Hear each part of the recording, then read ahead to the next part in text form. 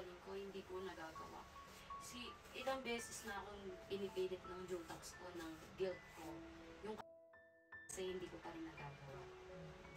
Ilang beses nang umaano sa utak ko yan. Ano ka na initiation. Yun nga. Alam mo yun yung... Okay. Pero mapapaisip ka pag nakikita ko siya, parang yung mata... Hindi ko na.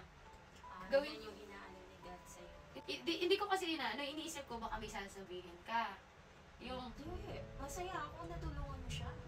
Baka ako ba maging dahilan kapag may ginawa siyang yung gano'n. Hindi, maganda yung Okay kung sa'yo tumutulong ako. Oo. Kasi kita ko nga siya, one sheet of paper lang yung dinala niya. Kasi nung isang araw, wala siyang Maganda yun. Tapos nakita ko siya, hindi siya pumasok. Sabi Sabi ko, Nak, ba't di ka pumapasok? Ako yung teacher mo Nakasmile siya. Masaya siya. Ayaw mo, ako yung teacher mo ako. Gusto na. Tapos kilala niya na ako Tapos nung magkabukas na yan, pumasok siya. Bago siyang ligo. May dala lang siyang isang ballpen, tapos isang one sheet of paper. O ninong sinalikin ako. Ninyita. Basta ako, iniisip ko baka nagburaot na naman siya kasi nambuburaot siya para makabili siya ng gamit. Tapos yun nga, yun yung gusto ko siyang bilan ng notebook noon. Kasi sabi ko na, nabili mo na siya. hindi pa nga. Sabi ko sa kanya, meron ka?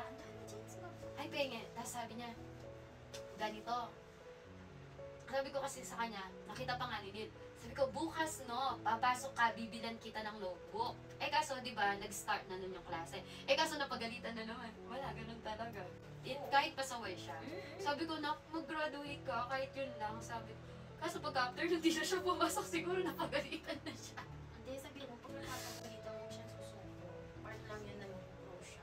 Nakita ko pinabukasan bagong ligo, kasi wala pang uniform. Pero na-touch ako, pumasok siya. Tapos yung ngiti niya, ayaw mo, ako yung teacher mo, ako, ngiti siya, gusto ko buri ko na. Siyempre, nagigilty ako, baka yung ibang tao natutulungan ko, tapos yung pamilya ko, hindi ko Gusto magtutulungan. na, hindi lahat ng bagay na Yung sa inyo kasi, big na yung pangyap sa inyo. gagamitin ka ni God sa maliliit na bagay na. Opo. Di ibig sabihin, dapat magkonsensya ako kasi ang dami kong tinulungan rather than sa inyo. Kasi it's like, nagtatampo naman talaga kami. Sasabihin namin, buti ba yung iba, napautang na kami, wala kaming bigas. O yung ganon. It's like, kaya, Calling yun, calling yun. kaya minsan napapaisip ako, gusto ko tutulong, kesa itulong ko sa iba, ibibigay ko na muna sa pamilya ko. Ganon. Okay lang sa inyo.